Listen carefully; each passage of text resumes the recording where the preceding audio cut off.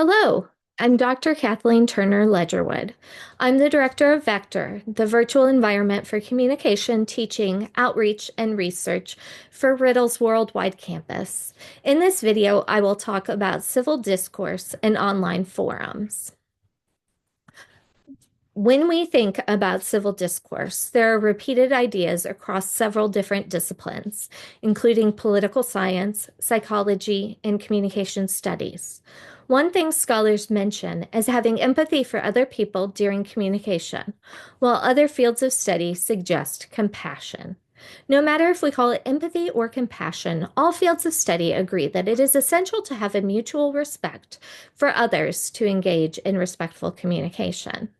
As an essential part of this is to open yourself to questioning your ideas and other people's ideas, sometimes called deliberating or being open to learning or changing your ideas, which ties into the idea of seeking to understand.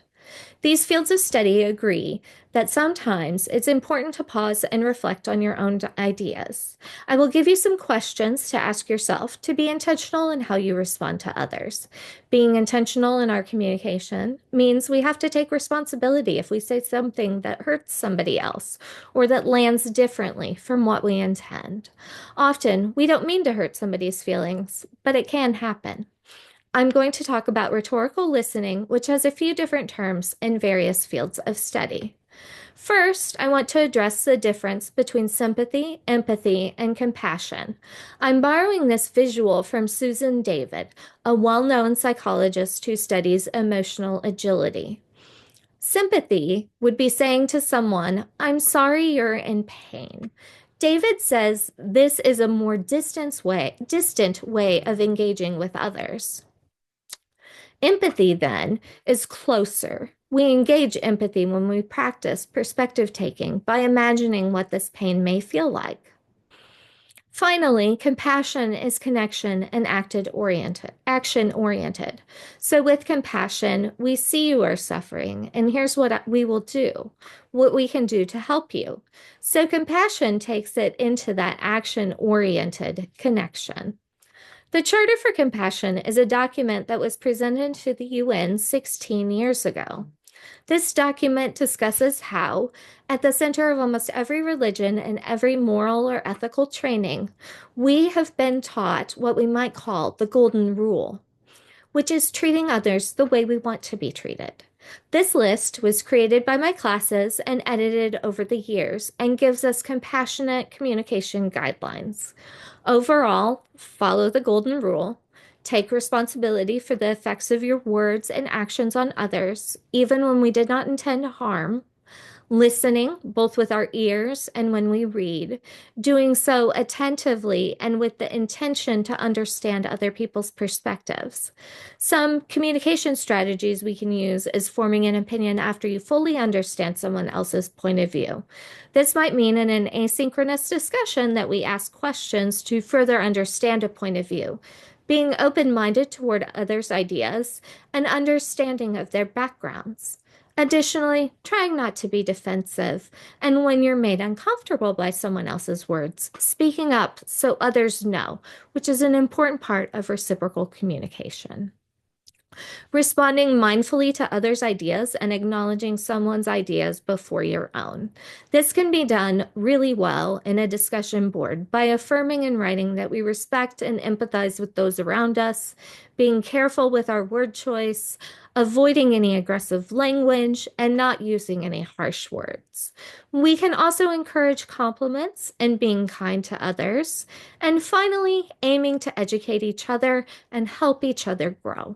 So when someone presents a different perspective from our own point of view, we aim to educate them about where we're coming from and why we believe this.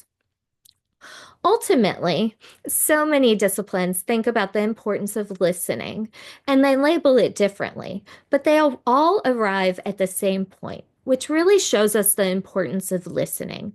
In leadership, it's often called active listening, which in this visual you can see has the same elements of civil discourse that we started with. Empathetic listening from counseling and psychology is a technique that I was taught in my volunteer work with domestic violence and sexual assault victims, where we listen and then try to label the emotion that the other person is feeling. So, for example, you might say that experience sounds frustrating or overwhelming or shocking or sad. You listen and you put an emotion on what the person is telling you. Rhetorical listening from the field of rhetoric and composition is similar to empathetic listening in that it focuses on understanding the perspective of other people in order to learn more. In communication research, intentional listening, and in pedagogy, deep listening feature the same tenets. All of these approaches are all about validating the other person and their perspective, and then moving toward a growing understanding of complex societal issues. So, as you're thinking about issues in this course, because economics really do affect us as individuals, try to understand how other people feel and be empathetic or compassionate towards them. I want to leave you with some practical communication tips. First, be open to questioning your beliefs and assumptions. So, when something causes strong emotions, begin by questioning yourself using these three questions. What are other ways of thinking about these issues?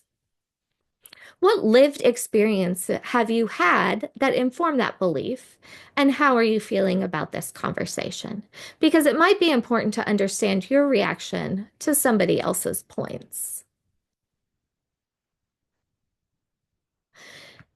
Second, if it's a discussion that raises some uncomfortable emotions, take a break. And here, I'm giving you specific tasks that reset physical responses in our bodies. Take a walk or do something active. Drink some water. Drinking water actually reactivates and resets your vagus nerve. Do breathing exercises.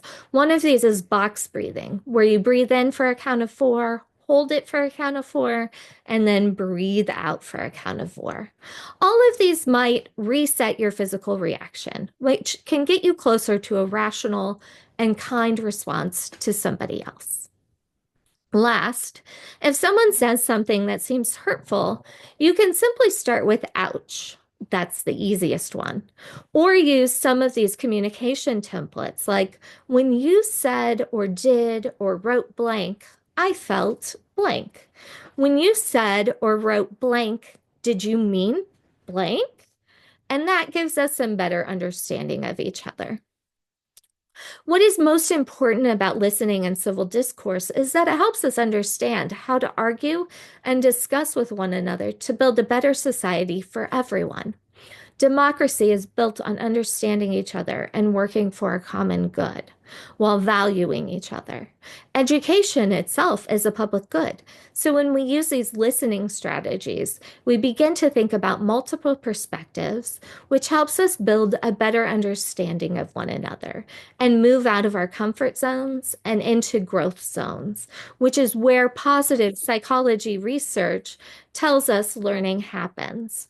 Learning and growth can be uncomfortable.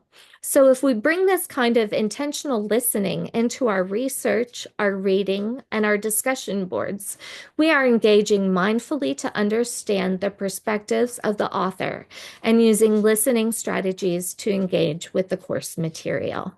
Discussions in classes are learning activities.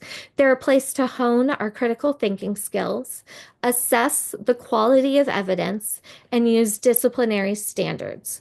But we are also leaving room for that humanistic lens that focuses on how decisions affect individuals and communities. Thank you. If you want to reach out to me, I'm the director of Vector, where we are happy to help you engage in communication, research, and learning through tutoring and research opportunities.